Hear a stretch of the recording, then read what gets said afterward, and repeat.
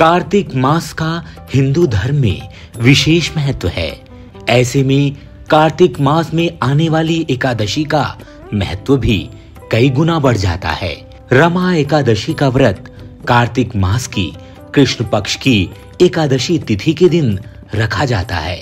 इस वर्ष कार्तिक मास के कृष्ण पक्ष की एकादशी 27 अक्टूबर को सुबह 5:23 पर आरंभ हो रही है और इसका समापन अगले दिन 28 अक्टूबर को सुबह 7:50 पर होगा। उदया तिथि के अनुसार रमा एकादशी का व्रत 28 अक्टूबर के दिन रखा जाएगा। रमा एकादशी का व्रत रखने से व्यक्ति के जीवन में सुख समृद्धि आती है, उसके सभी पाप नष्ट हो जाते हैं। इस बार रमा एकादशी पर बहुत ही शुभ योग बन रहे हैं। इस दिन दान पुण्य का खास महत्व है। धार्मिक मान्यता है कि एकादशी पर किया गया दान का कई गुना फल आने वाली पीढ़ियों को भी प्राप्त होता है। एकादशी व्रत पर कथा सुनने का विधान है, तो आइए सुनते हैं रमा एकादशी व्रत कथा। पौराणिक काल में मुचकुंद नाम का राजा राज्य करता था। इंद्र, वरुण, कुबेर आदि उसके मित्र थे। वो बड़ा सत्यवादी तथा विष्णु भक्त था। उसका राज्य बिल्कुल निष्कंटक था। उसकी चंद्रभागा नाम की एक कन्या थी, जिसका विवाह उसने राजा चंद्रसेन के पुत्र शोभन से कर दिया। वो राजा एकादशी का व्रत बड़े ही नियम से करता था।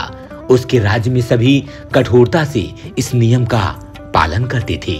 एक बार की बात है कि शोभन अपनी ससुराल आया हुआ था। वो कार्तिक का महीना था। उसी मास में महापुण्यदायिनी रमा एकादशी आ गई। इस दिन सभी व्रत रखते थे। चंद्रभागा ने सोचा कि मेरे पति तो बड़े कमजोर हृदय के हैं, वे एकादशी का व्रत कैसे करेंगे, जबकि पिता के यहाँ तो सभी को व्रत करने की आज्ञा है। मेरा पति राजाज्ञा मानेगा तो बहुत कष्ट पाएगा। चंद्रभागा को जिस बात का डर था वही हुआ।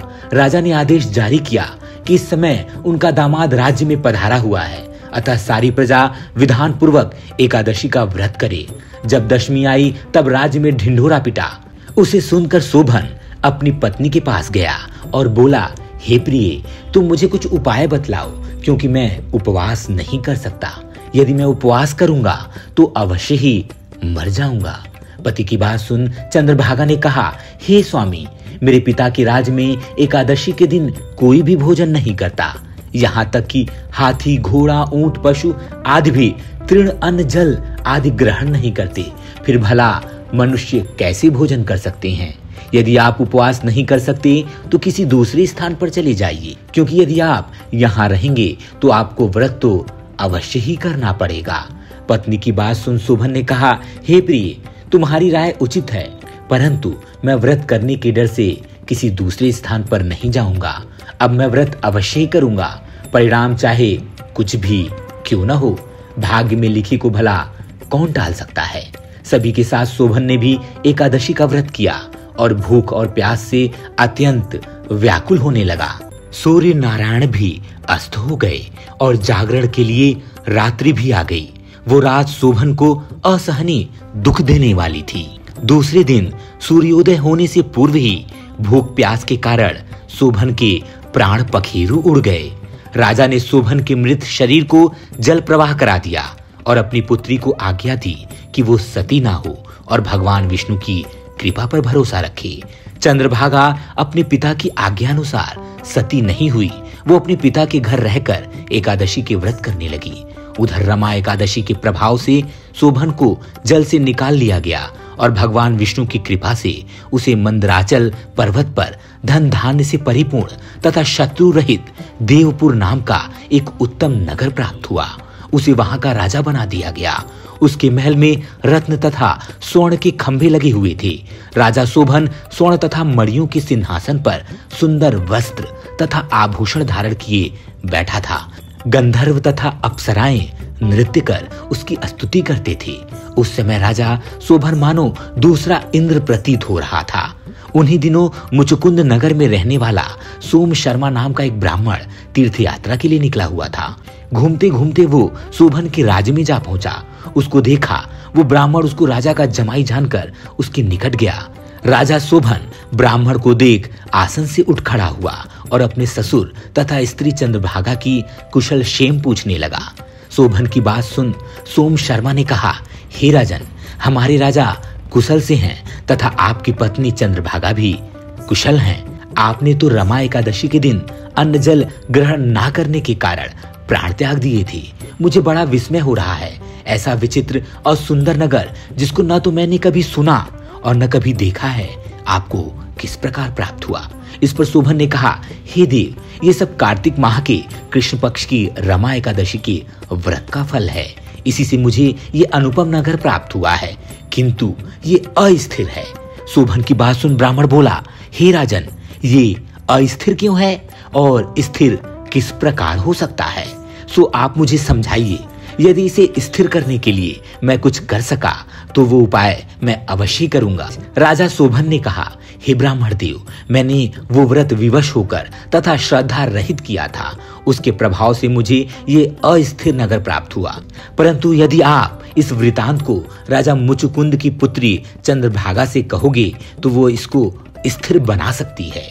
राजा शोभन की बात सुन ब्राह्मण अपने नगर को लौट आया और उसने चंद्रभागा से सारा वृतांत कह सुनाया।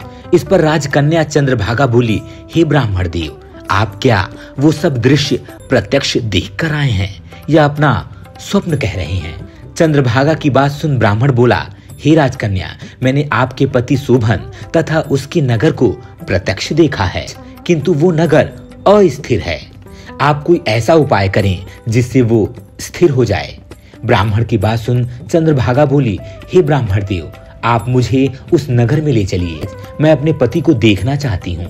मैं अपने व्रत के प्रभाव से उस नगर को स्थिर बना दूंगी। चंद्रभागा के वचनों को सुनकर वो ब्राह्मण उसे मंदराचल पर्वत के पास वामदेव के आश्रम में ले गया।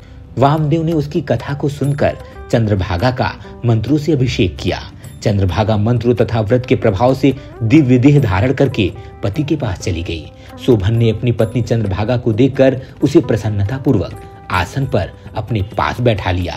चंद्रभागा ने कहा, हे स्वामी, अब आप मेरे पुण्य को सुनिए।